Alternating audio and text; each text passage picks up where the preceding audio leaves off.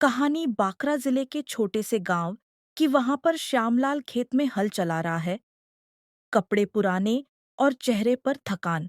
वह दिन रात मेहनत करता, लेकिन फसल इतनी कम होती कि मुश्किल से परिवार का पेट भर पाता। घर पर पत्नी गौरी चूल्हे पर रोटी बना रही है। बच्चे अधपेट खा रहे हैं। उसकी पत्नी गौरी हमेशा चिंता करती। श्यामलाल, इतना मेहनत करने के बाद भी हमारे बच्चे भूखे सो जाते हैं। क्यों ना तुम सेठ जी से कर्ज मांग लो? श्यामलाल कहता, नहीं गौरी, कर्ज लेने से बेहतर है मैं और मेहनत करूं। सेठ धनीराम अपने हवेली जैसे घर के बाहर बैठा है, सोने की जंजीर पहने हुए। गांव का गरीब किसान उससे कर्ज मांग रहा है। वह ऊंचे ब्याज पर कागज पर दस्तखत कराता है। सेठ धनीराम गांव का सबसे लालची आदमी था। वह गरीबों को कर्ज देकर उनकी जमीन छीन लेता था। एक दिन श्यामलाल खेत में हल चला रहा था।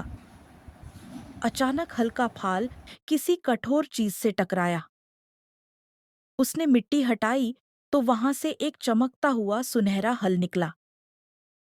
जैसे ही उसने उसे छुआ, हल बोल उठा, श्यामलाल, मैं जादुई हल हूं। अगर तुम मुझे खेत में चलाओगे तो तुम्हारी जमीन पर दोगुनी फसल होगी। लेकिन याद रखना, अगर तुमने लालच किया और दूसरों को भूखा रखकर सिर्फ खुद के लिए जमा करने लगे तो मैं हमेशा के लिए गायब हो जाऊंगा। श्यामलाल हैरान होकर हल को प्रणाम करता है। श्यामलाल उसी हल से खेत जोतता है। सचमुच उसकी जमीन पर इतनी फसल उगी कि पूरा घर अनाज से भर गया।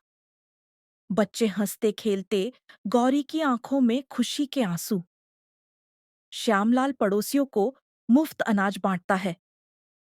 श्यामलाल ने कभी लालच नहीं किया। उसने सबकी मदद की और धीरे धीरे पूरा गांव खुशहाल हो गया। सेठ गांव वालों से सुनता है कि श्यामलाल के पास जादुई हल है। रात में चोरी छिपे खेत में आता है और हल उठाने की कोशिश करता है।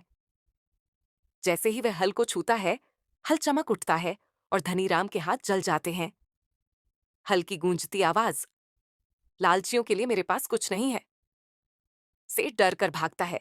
उसके कपड़े फट जाते हैं। गांव वाले उसे देखकर हंसते हैं और उसकी पोल खुल जाती है। श्यामलाल और गौरी घर के बाहर खड़ा है। बच्चे पास में खेल रहे हैं। गौरी मुस्कुराते हुए कहती है, श्यामलाल, तुम्हारी ईमानदारी और मेहनत ने हमें जादुई हल का हकदार बनाया। श्यामलाल जवाब देता है, सच्चाई और मेहनत से बढ़कर कोई जादू नहीं होता।